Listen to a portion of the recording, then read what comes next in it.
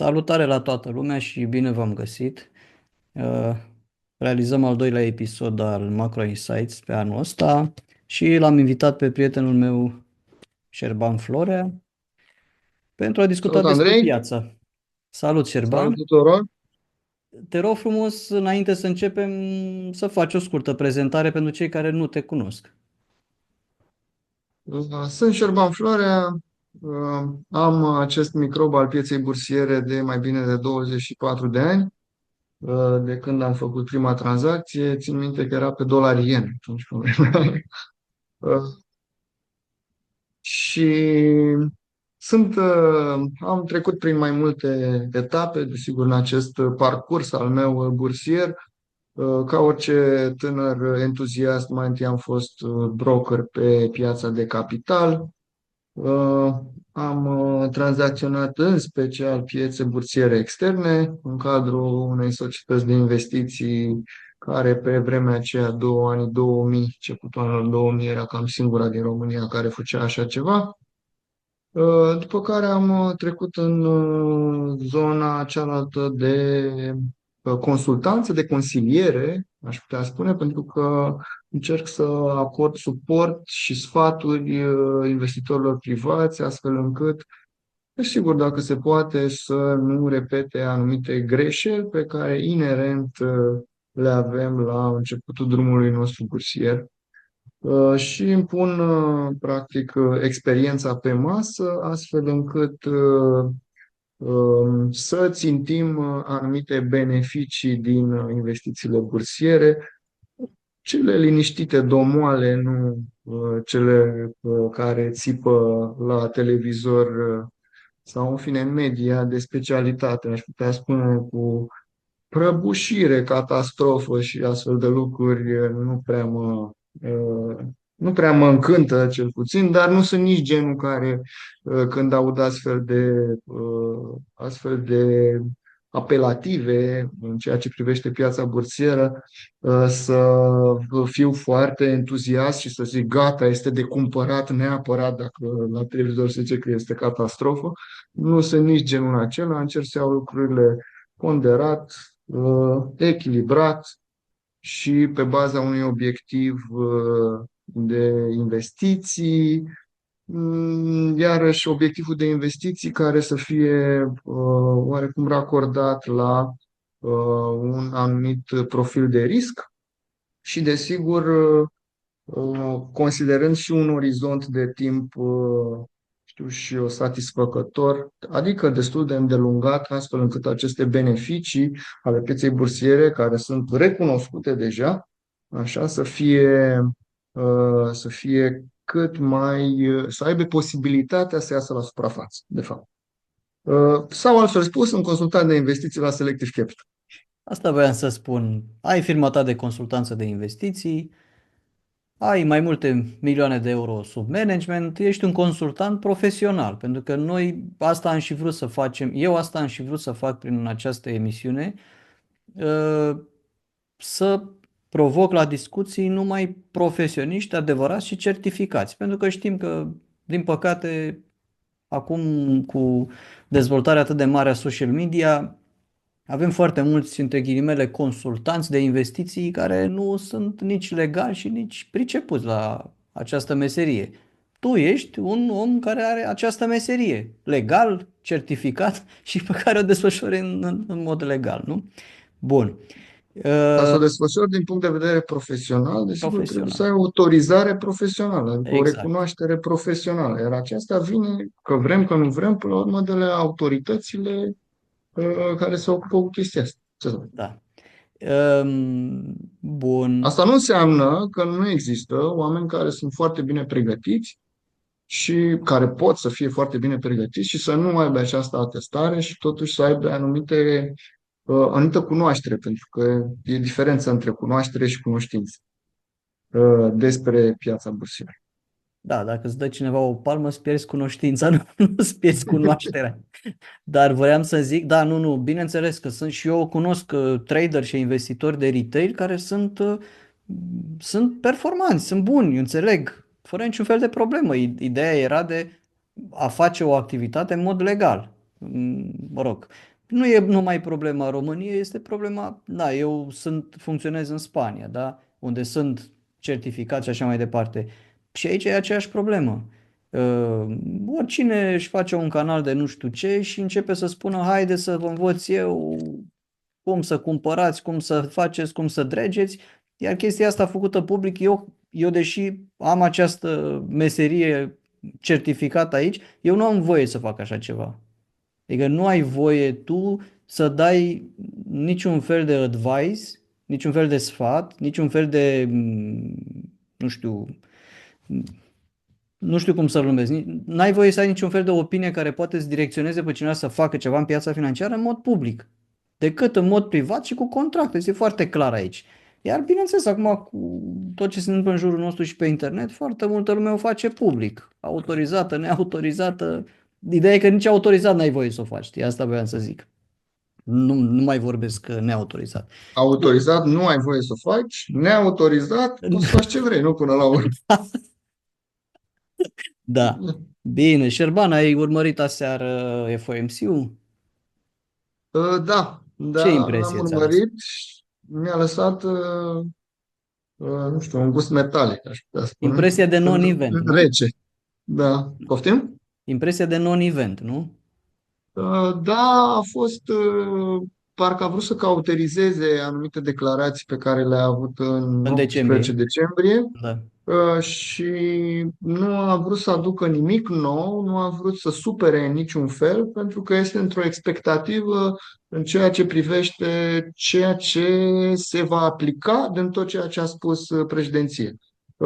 Într-un fel, el a trimis un avertisment atunci în 18 decembrie că așteaptă să vadă ceva acțiune sau că își va racorda sau a racorda politica în funcție de ceea ce va vedea. Nu avea de ce să repete același lucru pe care l-a spus în 18 decembrie, pentru că deja am trecut momentul acela al avertismentului, suntem deja Corect. în pâine, aș putea spune. Corect. Din 20 ianuarie de acum are pârghile necesare, a avut deja 200, cele 200 și ceva de decrete sau câte a semnat Trump, dar încă nu a arătat nimic în ceea ce îl privește pe Jerome Powell, astfel încât să vedem, ok, că avem imigrări sau imigranți care sunt deportați, cuantumul lor este Bun. infim față de Politicile putem să vorbim despre ele, dar în ce îl Da, privește este pe infim Jerome față Powell, de ce efect ar putea să genereze o imigrație în masă, așa cum probabil se așteptau unii sau, de fapt, pentru care Jerome Powell nu prea își dorește acest lucru, e normal bineînțeles. fiind un element inflaționist, Corect. și să Acum, vadă, de fapt, efectele până la urmă. Nu avem nici măcar deciziile, dar aminte efectele să le comentăm. Și atunci, cel mai bine wait and see este acea neutralitate, nu, nici măcar neutralitate, n-aș putea să-i spun. Uh, Cum ai spus tu, non-event și non-event. eu nu văd cauterizare pentru că cumva erau inflamate cumva lucrurile și De prin către el. cauterizare această inflamare până la urmă face ca problema să se închidă. Părerea mea este că în noiembrie, pentru că el nu numai în decembrie a avut o atitudine așa un pic mai războinică și încă din noiembrie a făcut-o, la vreo săptămână după ce au fost alegerile, el a susținut nici măcar o conferință de presă. A participat la conferința unui Fed local, unei rezervă federală de stat, deci nu rezerva centrală, și a anunțat că va participa și că va vorbi, ceea ce mi s-a părut din start ciudat, și acolo a dat primul avertisment. După aia, în 18 decembrie, știm ce a fost dur, iar acum m-a impresionat inclusiv exprimarea "We keep our heads down", adică noi ținem capul jos, ne vedem de treabă, deci a fost clar că a vrut să tempereze pe toată lumea, ziariștii erau porniți să scoată de la el vreo replică de asta de atac, dar nu a fost. Donald Trump, bineînțeles, după aia nu s-a putut abține, a și spus că inflația asta a fost cauzată de Fed. Bine, Cu Donald Trump bănuiesc că lumea deja s-a învățat că trebuie să-l iei în serios, dar nu la modul literar, adică nu exact că și face exact ce spune, dar va face. Acum, dacă discutăm de Donald Trump, nu, sunt câteva politici pe care el le-a promis. Asta cu imigrația e clar inflaționistă, pentru că în Statele Unite n-am cifrele în față, dar și sper să nu greșesc. Dacă greșesc, îmi cer scuze, dar situația e cam așa. Lunar intră în piața muncii vreo 300 și ceva de mii de oameni și ies 30 ceva de mii de oameni și ies 150 de mii sau o chestie de genul ăsta. Diferența este foarte mare între cei care intră pe piața muncii și cei care ies. Evident că în ultimii ani politica relaxată cu imigrația a adus un factor de echilibru, dar ăștia au ocupat locuri foarte prost plătite, în partea de jos. Ceea ce a ajutat Fed-ul și a ajutat inflația pentru că a ținut sub capac. Fed-ul se teme cel mai tare de inflația care provine din salarii. Asta este devastatoare, pentru că e o spirală care nu iese de sub control, practic, dacă se întâmplă. Și acum, dacă vor fi deportați foarte mulți și nu va Dacă mai fi pot să acest fac impuls. Da, te rog. o mică paralelă cu Europa, în Europa, în continuare, imigrația nu este, imigrația, mai bine, este lăsată să crească și iată că chiar acum un sfert de oră, jumătate de oră, nu? 45 de minute, a fost o decizie de Bancă Centrală Europeană care a scăzut dobânzile. Deci noi aici avem, tocmai cu atât mai mult, nu avem o problemă de spirală. Țin minte că Pentru că nu pe avem o vremea lui problemă de Trichet, salarii. Pentru că economia da, europeană stagnează sau scade. Ceea ce exact, nu e în Statele exact. Unite. Exact. Cu toate acestea, prima oară când am auzit de spirala inflaționistă probabilă, am auzit în Europa, undeva pe la începutul anilor 2000. Cred că era atunci Trichet, cred că era guvernatorul Băncii Centrale și când a fost acea creștere de un mic impuls de inflație până în 2008, că după aceea n-a mai fost deloc, dar până atunci am avut prima oară această variantă, pentru că tocmai că în Europa exista această problemă că după ce cresc prețurile, după aceea cresc salariile, automat avem spirala inflaționistă, care salarii mai departe duc iarăși la o creștere mai mare a prețurilor și de aici Pentru că odată ce au crescut faimoasa spirală. salariile, nu se pot scădea. Aici e problema. Deci e ca un fel Exact. de ca un mecanism de la care odată ce a trecut rotița la zimtele, cu zimți și când a trecut la Deci, următorul, în jos nu poate să mai scadă, știi? Și cam așa funcționează treaba asta. păi Dar da, cam acum, așa funcționează un ceas. De fapt. da, să zicem, da, ok. Dar nu e vorba doar de efectul mă rog, inflaționist al politicilor legate de imigrație. Tarifele sunt eminamente inflaționiste pentru că tarifele vor fi plătite de firmele importatoare. Nu le vor plăti exportatorii din alte țări. Și atunci Și întrebarea este, ok, Și firma asta este, iarăși este interesant, este că de atunci, de la declarația lui Jerome Powell, am citit, nu cred că vreo două, trei articole pe această temă în care s-au făcut paralele cu ceea ce s-a întâmplat cu tarifele în primul mandat al lui Donald Trump și efectul acestora asupra economiei. Și atât asupra economiei cât și asupra inflației. Și din articolele respective reieșea faptul că nu am avut o pentru influență că atât de. nu era aceeași economie. Era Exact asta o vreau să economie spun, că era profund un. deflaționistă, unde inflația era doar în servicii, dar deflația datorită Exact. produselor fizice era atât de mare încât ca indicator global echilibrau inflația la zero, practic. Se chinuiau să obțină o inflație de 2% și nu o obțineau.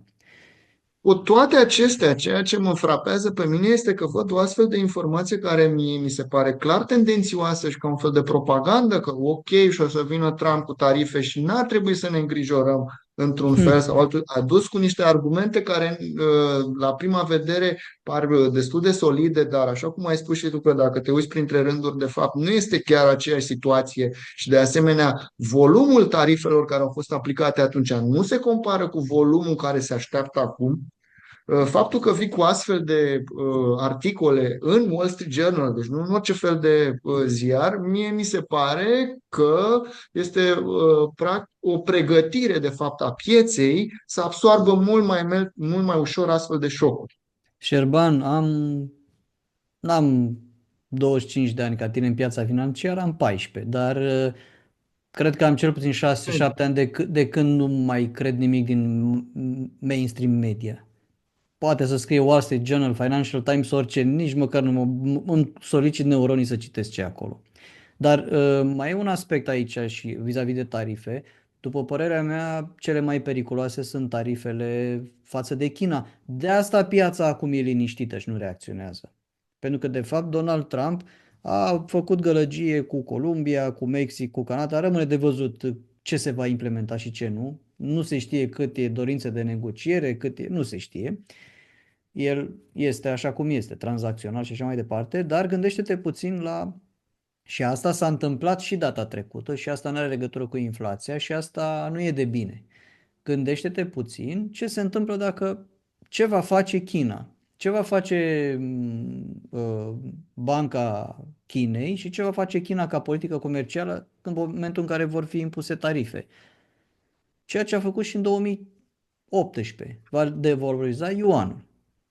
De fapt, ei au și zis, cred, în zilele astea în America, mă rog, echipa lui Donald Trump a și spus, nu știu dacă Scott Bassett sau care e noul președinte la trezorerie, nu știu dacă el oricum față de Janet Yellen este un economist de tip mai liberal, nu prea înghite el așa ușor creșterea deficitelor și așa mai departe, dar au spus așa, în principiu, vis-a-vis de China, e posibil chiar Trump să fi spus, nu știu, nu mi-aduc aminte exact cine, au zis așa, în ce privește deficitele, așteptăm să vedem evaluarea privind raportul de manipulare de currency manipulation din aprilie.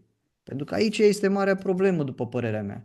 Tu gândește-te, ce se întâmplă dacă China răspunde din nou ca în 2018 prin devalorizarea yuanului?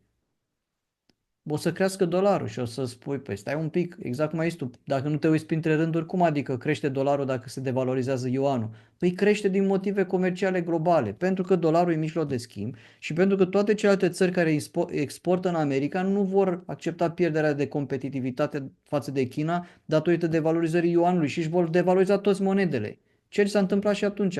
Dolarul va crește. Când crește dolarul, va suge lichiditatea din piața financiară americană. E foarte simplă mecanica asta. Ce face fondul suveran al Norvegiei dacă are nevoie de să cumpere bonduri americane, că e yieldul mai mare?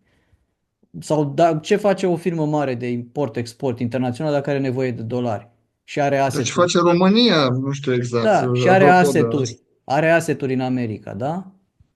O să vândă asset-urile. Că sunt bonduri, că sunt, mă rog, au mai puțin acțiuni, dar în fine, fonduri și mai departe. Și atunci va crește dolarul. Dolarul va avea ca efect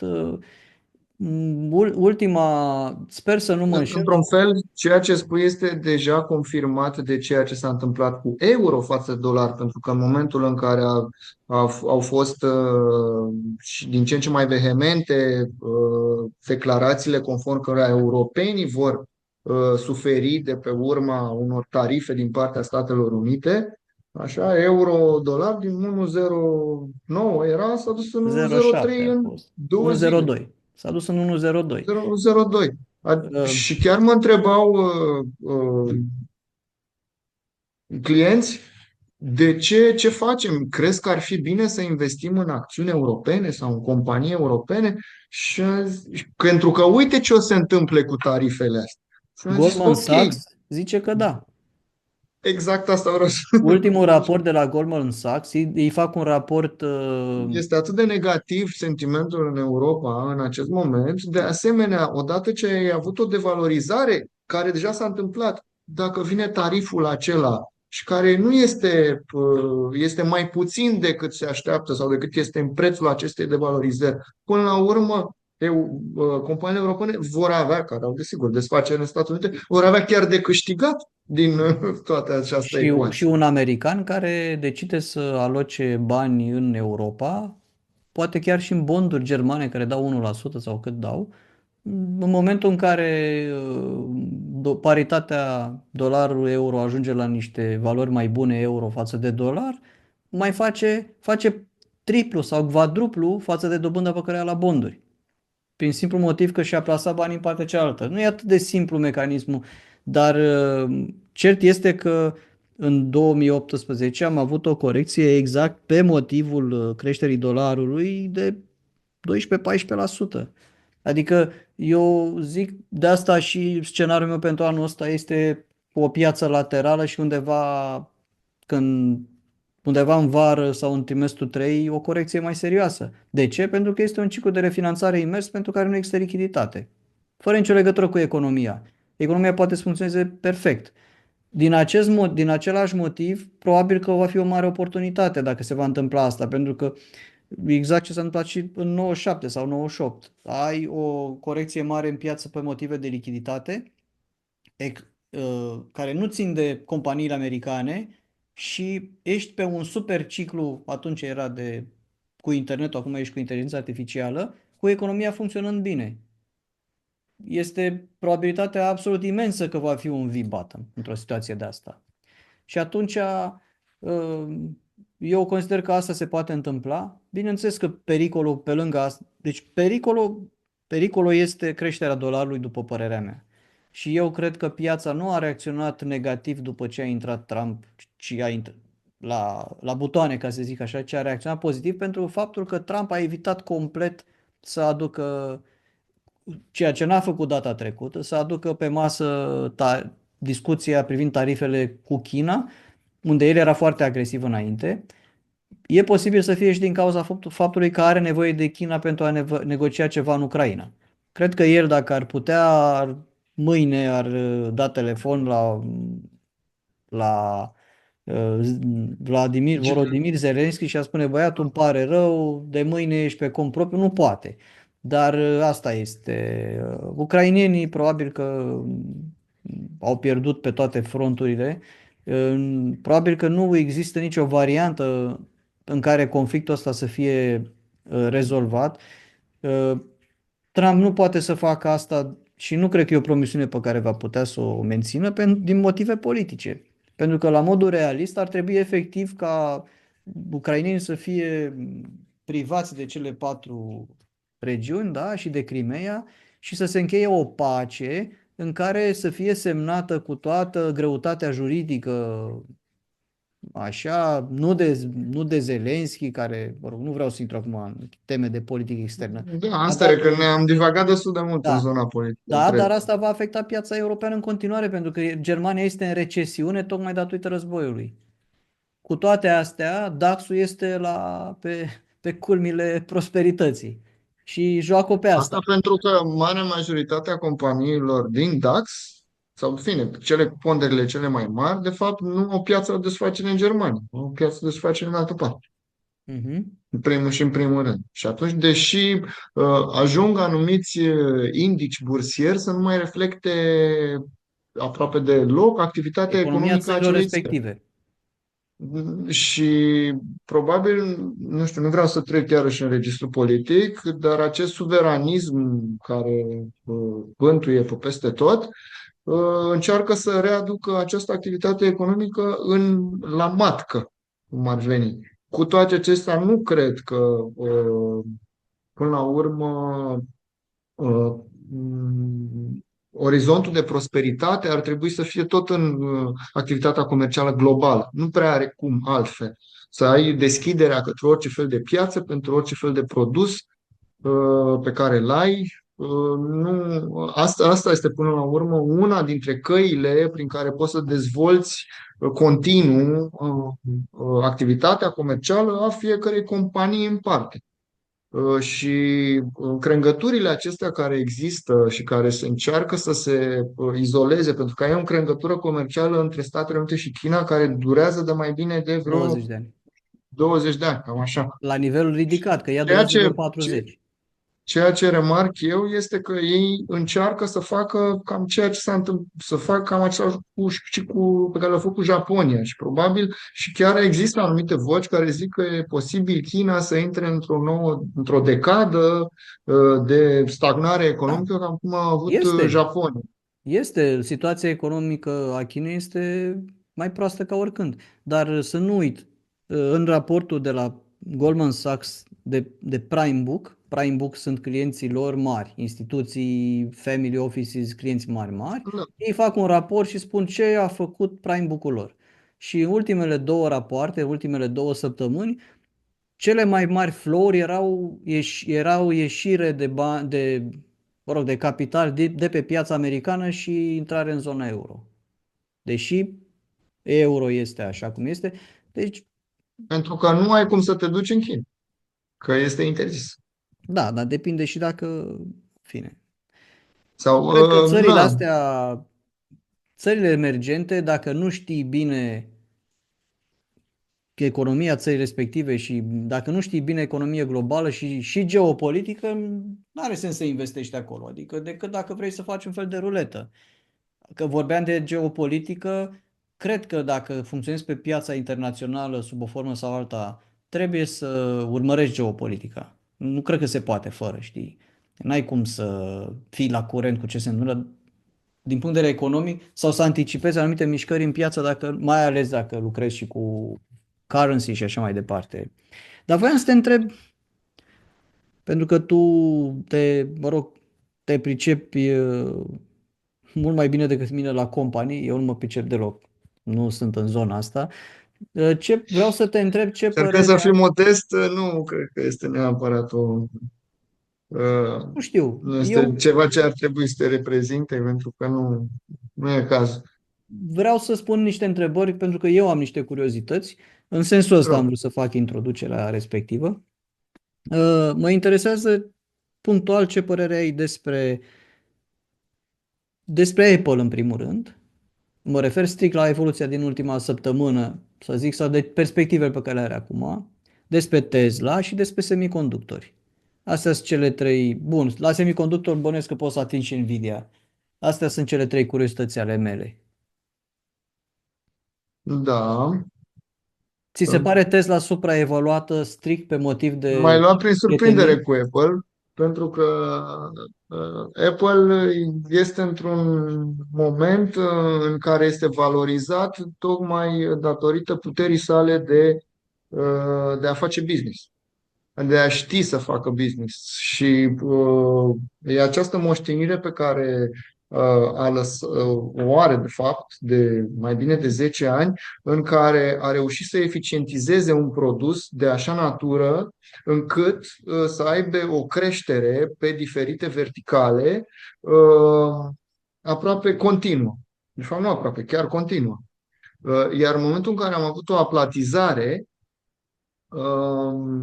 acest lucru, zic eu că o aplatizare a vânzărilor, cu toate acestea, prețul acțiunii nu a reflectat în niciun fel acest lucru și pe Dar totuși măsură s-a ce corectat mult în ultima perioadă. Apple s-a corectase, dar tocmai că își revine de ceva timp, De tocmai în 2 această zile. idee. Datorită lui E, DeepSeek. da, Pe mie mi s-a părut fascinantă chestia asta, adică eu, mă rog, așa, la modul general, cumva am prins așa din zbor că Apple, ok, nu pe partea asta de AI se consideră că a pierdut trenul da. și că la ei s-a luat o decizie strategică că nu încercăm să investim în infrastructură, în produse de AI, ne concentrăm pe device. Implementăm ceea ce este pe device și cu asta. Exact aici vreau să ajung. Și mi Uh, s-a părut că când a apărut povestea asta cu DeepSeek lunea asta, care a fost o zi, mă rog, extrem de interesantă, mi-aș dori cât mai multe, dacă se poate, în fiecare weekend să ne dea Donald Trump zile de genul ăsta. Eu, da? cu meseria mea, alții poate nu-și doresc. Mi s-a părut extrem de interesant faptul că Apple și Meta, care la fel cu produsul lor, cum se cheamă? Lama, că am un Lama, lapsus. lama, Lama? lama, lama, da. Lama, așa. Ei, de fapt, nu au fost afectați deloc și mai ales Apple a crescut. În sensul în care, ok, Și Meta a crescut la maxim istoric. Meta. Adică dacă, ok, ăștia care produc care produc produsele în sine de AI, cum e Microsoft sau, mă rog, ChatGPT-ul bănuiesc că are și Microsoft, nu o parte acolo, cum este Nvidia care produce chipuri și așa mai departe, ok, au scăzut datorită faptului că a apărut dintr-o dată care nu știm dacă e adevărat în realitate, ce este și cum, un competitor care produce ceva asemănător de 10 ori mai ieftin. Pe când ăștia care folosesc în device-uri și care au strategia asta, n-au decât să se bucure de așa ceva, știu, să-i coste mai puțin. Dar pe de altă, asta a fost impresia mea repet, la companii, analize de companii nu fac, nu sunt așa cunoscător. Eu sunt în zona mai cantitativă, dar mi s-a părut interesant tot efectul ăsta, știi? Adică m-am uitat cu interes luni să văd cum toată piața era într-o oarește și se producea rotația asta către tot felul de active Rotație care, de capitaluri, da. da, Exact. Pentru că am avut, știu și eu, acest Eldorado care a fost reprezentat de Nvidia și tot ecosistemul din jurul Nvidiei, companiei Nvidia, normal, da, uh, nu sentimentul în sine. Desigur, deși ne place să ne jucăm cu el de fiecare dată când avem da, suntem ocazie. maestri. Așa. Și îmi place foarte mult că ai adus și pe Tesla în această discuție, pentru că și acolo avem tot așa copilul teribil al pieței bursiere uh, pe care n-ai cum să mizezi decât dacă cumperi acțiuni Tesla. Care a făcut multă lume Chit că, bogată. chit că el Și, face rachete, chit că el se da, duce, stă în dreapta lui Donald Trump, chit că el face o declarație ciudată sau pentru care, nu știu, vrei să-i acorzi un vot cumva, singura variantă pe care poți să o alegi este să cumperi acțiuni Tesla. Lucru care, de fapt, s-a și întâmplat cu acțiunile Tesla. Ele au crescut nu pentru că au vânzări mai bune, că au fost vânzările aseară. Și oarecum se așteptau să fie vânzările mai proaste, și dar cu totuși toate acestea nu nu scade. interesează pe nimeni. Și totuși nu Aproape că nici scade. nu mai interesează cu ce se ocupă Tesla și ce mașini scoate și dacă vinde și dacă nu le vinde și dacă are probleme în China sau nu are, sau în India sau în Germania sau Uite, mă nici uit pe nu. alt ecran aici. Tesla a crescut pre-market $7 după ce a dat rezultatele de aseară. Da, pentru că ca de fiecare dată, Elon Musk a venit în cadrul conferinței de rezultate financiare, unde, în mod normal, trebuie să spui ochelarii și să citești de acolo cam ce scrie în A bilanțurile făcut respective PR. și așa, și să spună, păi da, dar noi o să facem A făcut PR. licențiere pentru full self-driving și o să facem niște testări prin Texas. Cât o să coste? Dacă o să coste, o să fie vandabile acelea, nu o să fie, licențele acelea o să fie Păi pentru nu, cine, dar care, cum, nu se știe Șerban, exact. noi trebuie să fim corecți cu o chestie. Eu, în anii 2020-2021, fiind de meserie economist, din multe puncte de vedere, faptul că sunt economist de meserie nu m-a ajutat în piața financiară. Sincer, în 2020 Da, ar și în fi trebuit să fii în 2021 marketing. am desconsiderat. De ce? Totuși economist, dar din zona de marketing, dacă erai mai care marketing din acela calitativ, nu cantitativ, calitativ, care se ocupă cu partea aceasta de sentiment, care să înțeleagă mai bine Păi n-am fost ce de acolo. motivație are N-am fost de acolo. consumatorul pe anumite lucruri. Am fost de management, în fine, nu mai contează. Și ideea este că eu am desconsiderat Tesla și am desconsiderat Bitcoin. Am zis că e un hype pentru toți care sunt predispuși la a face hype, înțelegi? Bineînțeles că m-am înșelat și bineînțeles că alții care au avut, mă rog, curajul, poate nebunia, curajul, whatever, numește-o cum vrei, au băgat bănuții acolo și au câștigat foarte mult. Și eu după aia am observat că foarte multe persoane din zona, mă rog, spațiului public, social media, care n-au făcut chestia asta, și acum cred că continuă să denigreze Bitcoin-ul, să denigreze Tesla, că sunt niște nebunatici, că ăștia care au băgat bani acolo, că o să se ducă la zero. Orice Ceea ce nu mi se pare corect. Adică, băi frate, recunoaște că oamenii au avut o inspirație mai bună decât tine, că ei sunt cunoscători sau nici nu contează, au făcut bani, iar tu ai stat deoparte, te-ai uitat de pe gard. Ai decența să lași lucrurile așa cum sunt. Degeaba ai făcut 20 de ani de școală în plus față de nu știu cine, dacă ăla a cumpărat Bitcoin la 1000 și acum e 100 de mii, îmi pare rău. Știi? Asta vreau să zic. Și am observat chestia asta, știi? Și întotdeauna am uitat, zic, băi, uite, cât de repede e lumea pasiv, cât de repede se aruncă lumea în chestia asta, să zică, stai mă, că Bitcoin-ul, că e o prostie, că o să ajungă la zero, că whatever, nici nu contează. Nu e așa. Și aer, Atâta timp dacă cât s-ar... există niște fluxuri de capitaluri care au în spate o anumită credință vis-a-vis de un anumit aspect, aceste capitaluri pot fi direcționate în astfel de investiții. Este o investiție simplă. Adică să investești în Tesla, ai foarte multe motive. Să investești în Bitcoin, găsești foarte multe motive. Chit că e tehnologia, că Le și până găsești la tu. urmă, da, Confirmation bias. se Confirmation numește bias. confirmation bias. Cu toate acestea, eu nu o să-mi schimb structura mea de investiție pentru că există acest tip de flux de capital care se poate îndrepta în această direcție și nu am cum să o adopt pentru că nu este una analitică, așa cum mi-ar plăcea, sau nu este analitică în modul meu de a fi. Bine, Nu încerc, desigur, poți să o adopți ca o parte bine calculată într-un portofoliu ca o alocare de diversificată și atunci, ok, știi? da, adică să o încadrezi și să o O încadrezi, da. consideri de fapt tot ceva. Și când faci lucrul acesta, ai în spate o analiză, nu? Da, Până la da, da, urmă. da, da. Nu? O analiză care zice că poți să aloci 5%, 10%, 15%, habar n-am, într-o astfel de investiție, care poate să corespundă sau să nu corespundă cu felul tău de a investi. Eu nu vreau să imprim felul meu de a investi către investitorii mei, tocmai că încerc A, nu, nu. investitorii cu care lucrez să încerc să înțeleg mai bine, să înțeleg profilul de risc și să văd ce anume li se potrivește.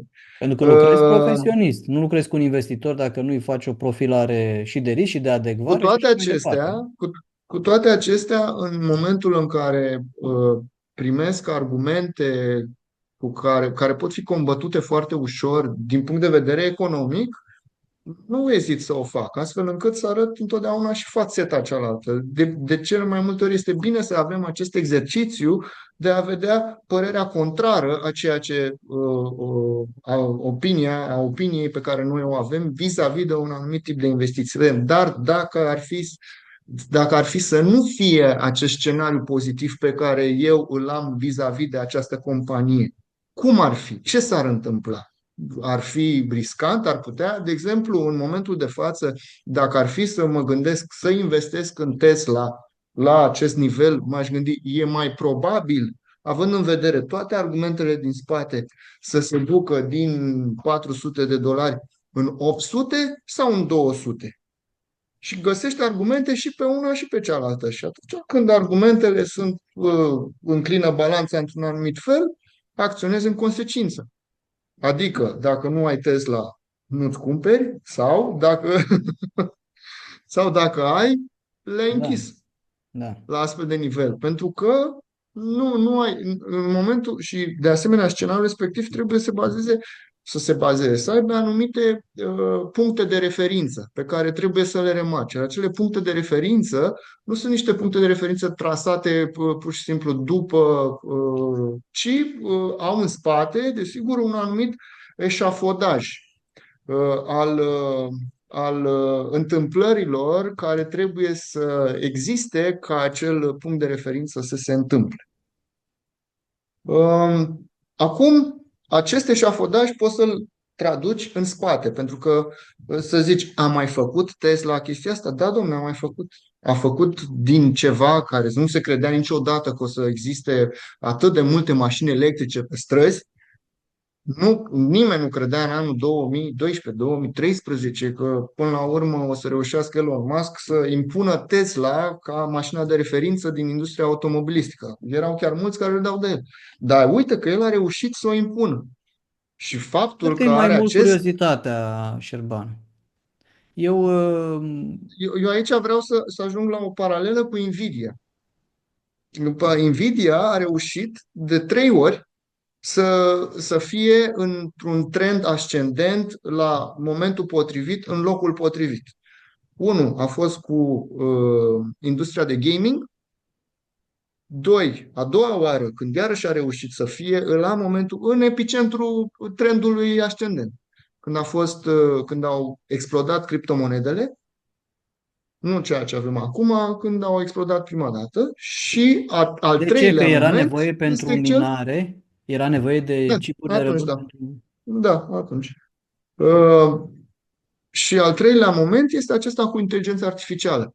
Eu nu cred că există acolo acel, nu neapărat mode, sau acel ansamblu de lucruri care se întâmplă în acea companie, astfel încât ea să se reușească să se poziționeze în locul potrivit la momentul potrivit. Și atunci e bine să o pui deoparte această companie. Poate că nu este prețul care îți place ție acum, dar poate că la un moment dat prețul va fi favorabil, și pentru că tu ai acest element caracteristic a acestei companii sau acestui business, că ea reușește să renască sau să fie într-un anumit trend, atunci când prețul țipă la tine, uite domne că cândva eram 1000 și acum sunt 300, e $300 acțiunea, de exemplu, poate că e interesant să o achiziționezi. Să vezi dacă este ok din punct de vedere financiar, are și această plus, nu știu cum să zic,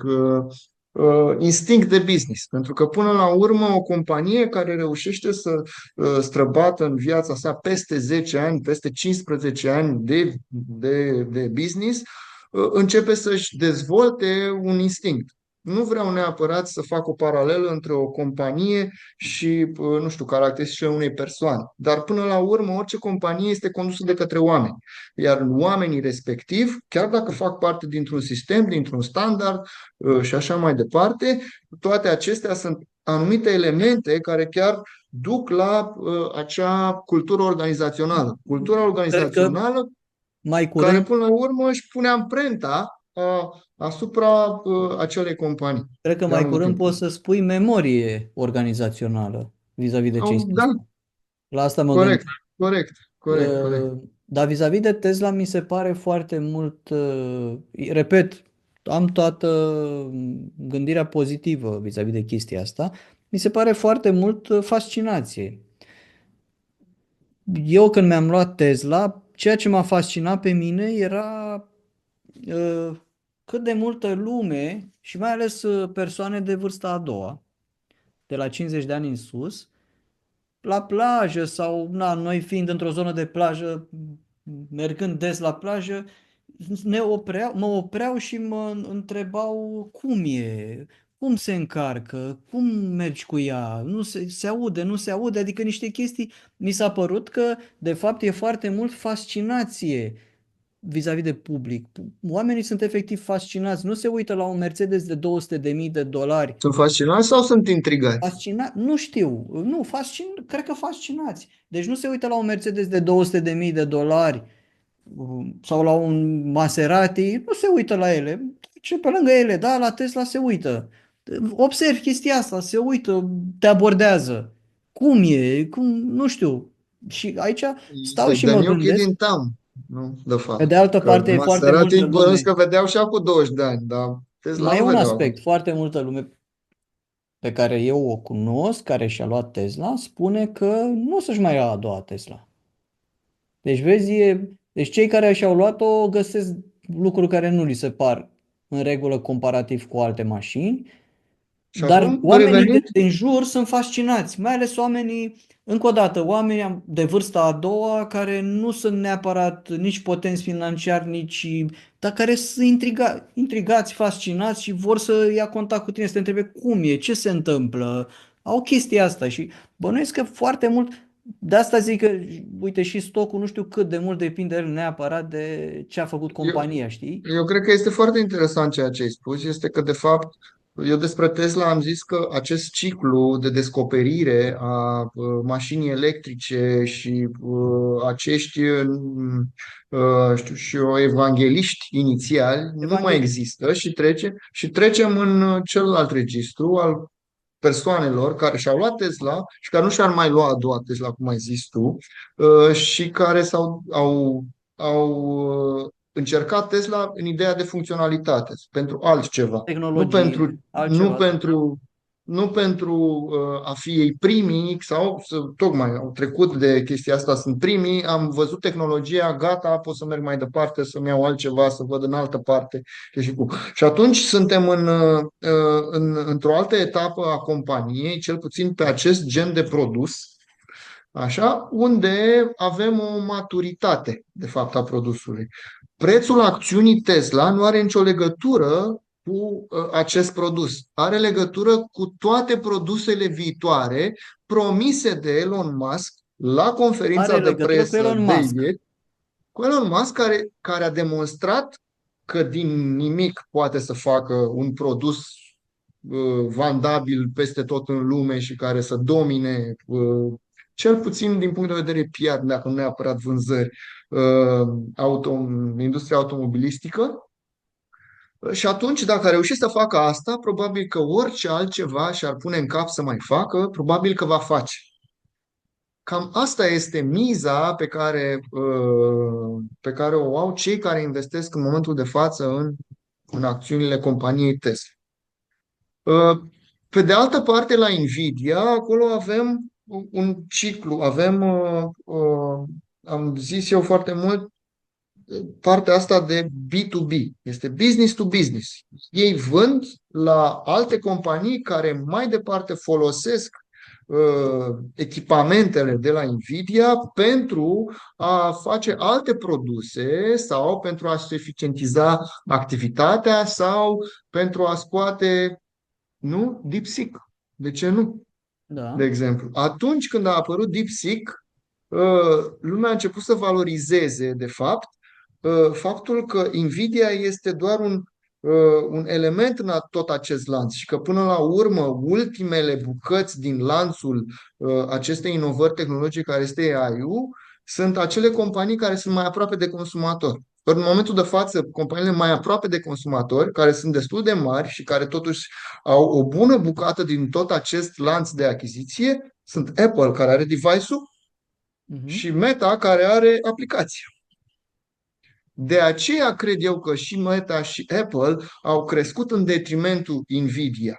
Pentru că Nvidia ea nu este și nu a fost niciodată în partea de front al unui ciclu sau unui lanț de producție. Ea a fost întotdeauna undeva la început sau pe la mijloc, cel mult.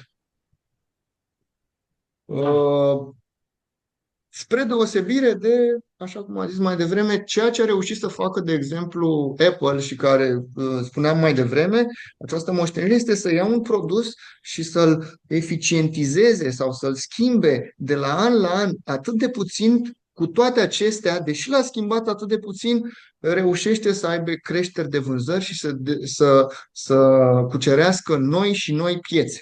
Pe măsură ce, desigur, piețele sau, în fine, creșterea economică în anumite zone și de aceea China mai ales, că a crescut nivelul de trai acolo, în India începe să crească nivelul de trai și atunci cei care se adresează sau companiile care reușesc să se adreseze către acest, nu știu, public larg în creștere, că până la urmă populația lumii crește, oricum am luat. Cine este mult mai aproape de o posibilă creștere continuă? Și atunci, cred că aceste companii, până la urmă, au de câștigat. Nu cele care sunt până. Pentru că mâine, poi mâine, știu și eu, AMD poate nu scoate, poate habar n-am, poate la ani distanță, 5 ani, 10 ani, habar n-am, nu dau seama din punct de vedere tehnologic. Cred că niciun inginer care lucrează toată ziua cu plăcile astea nu știe dacă mâine o să vină o altă companie care o să scoată un chip mai performant sau o placă mai performantă decât Nvidia. Dar dacă există acest risc pe care DeepSeek l-a arătat foarte clar, că există posibilitatea ca toate aceste firme, dacă găsești o soluție mai ieftină, să se mute instant. Nu am nevoie să... Și mai există iarăși încă un lucru despre care, nu știu, nu se vorbește chiar atât de des, se mai aduce în discuție din când în când de către mainstream media asta pe care nu vrei tu să o citești, uh, este că, până la urmă, toată această creștere de vânzări a Nvidia cu marje nemaipomenite de 76%, 78%, toate aceste investiții ale Apple, Microsoft, Google, Amazon, toate, până la urmă, o să cumpere anul ăsta, o să cumpere poate anul viitor, cam în 2 ani de zile își fac stocul de echipamente. După aceea trebuie să le pună și la treabă, nu? Și Mhm. nu o să cumperi în continuu atâtea ori. Vine Nvidia cu un alt produs care se adresează către o altă categorie de clienți și atunci poate să fie categoria guvernamentală și Mhm. acolo deja s-a dus oarecum un pic, dar și acolo este limitată pentru că este limitată de deficite bugetare, de dolar puternic, de lipsă de lichiditate, de mai știu eu ce. Sau te duci către publicul larg, ori lucru pe care nu l-a făcut niciodată Nvidia. Nu s-a dus către publicul larg. Întotdeauna a avut o interfață. Și când avea plăcile acelea pentru companiile, pentru jocuri. Uh, Până la urmă, cei care făceau jocul și cei care făceau hardware, cei care făceau calculatorul, până la urmă, erau cei care aveau interfața cu clientul.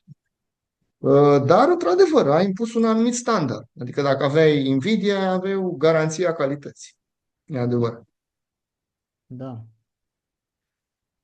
Um, Cred Și că ce mai vreau să mai remarc și să mai spun de fiecare dată, atunci când analizezi o companie, desigur că încerci să o integrezi într-un anumit sistem economic. Uh, De asemenea, compania trebuie să vezi dacă reușește să-ți țină clientul cumva captiv, dacă este sau nu este vulnerabilă la diferite tendințe ale clienților, uh, pe termen lung sau pe termen scurt, și să aibă o poveste de dezvoltare. o poveste de dezvoltare, da. Dacă această poveste de dezvoltare după aia este probată și de ceva rezultate financiare din trecut și de ce nu chiar și prezente, the sky is the limit câteodată. Mhm. Da, așa este. Nu mai rămâne decât să verificăm periodic, desigur, acele vulnerabilități. Pentru că trăim într-o lume într-o continuă schimbare și vulnerabilitățile pentru nimic nu este garantat, așa cum nici pentru Nokia nu a fost garantat, nici pentru BlackBerry, nici pentru, nu știu, Ericsson, să zicem chiar. Mhm. Uh, Și cu toate acestea sunt anumite companii care, datorită culturii lor organizaționale sau memoriei, cum ai spus tu, memoriei organizaționale, Mhm. reușesc să se reinventeze de câteva ori în diferite cicluri. Memorie organizațională, memorie corporativă, numește-o. E același lucru după foarte mult timp în care o companie trece prin tot felul de cicluri, acolo rămâne chiar și în birocrația companiei respective rămâne memorat ceea ce s-a întâmplat și cumva, mă rog, știe cum să reacționeze, e mai versatilă și așa mai departe, știi? Da, aici depinde cât de mult a știut sau cât de bine fundamentat a știut să crească. Când a Mhm. făcut scalare. Când a făcut scalarea, dacă a făcut o scalare prin pași giganți sau prin pași mici. De obicei, prin pași mici, atunci, da, într-adevăr, există posibilitatea să-și păstreze versatilitatea.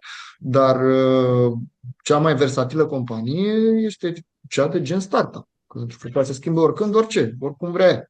Mhm, așa e. Deși are un mandat, totuși, la început. Fiind la început, are un mandat.